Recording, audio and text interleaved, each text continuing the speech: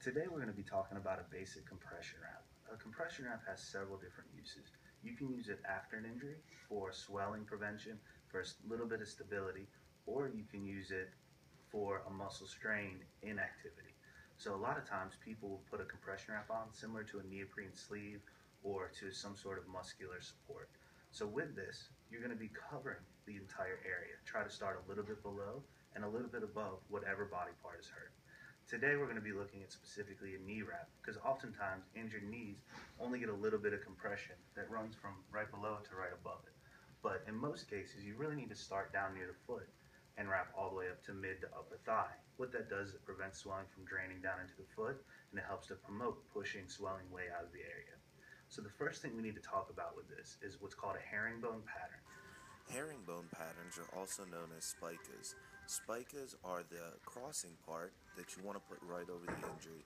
It helps promote increased compression. So for the knee, we're going to start down low. We want to have the athlete as comfortable as possible, leg pretty much straight. We're going to start down at her bottom, right near the ankle, and we're going to go around. Now we're going to just assume that the majority of the swelling is in the knee. So down below the knee, we're just going to kind of put some pressure wrapping around, no real specifics. But once we get up to the knee, I want to try to put the herringbone pattern or spica right over the knee. So I'm going to start making my X's, or where the up patterns cross, right over top of the knee. One thing that's a big mistake of new wrappers is that when they go around, their overlapping isn't very big, so they run out of wrap before they get to the knee.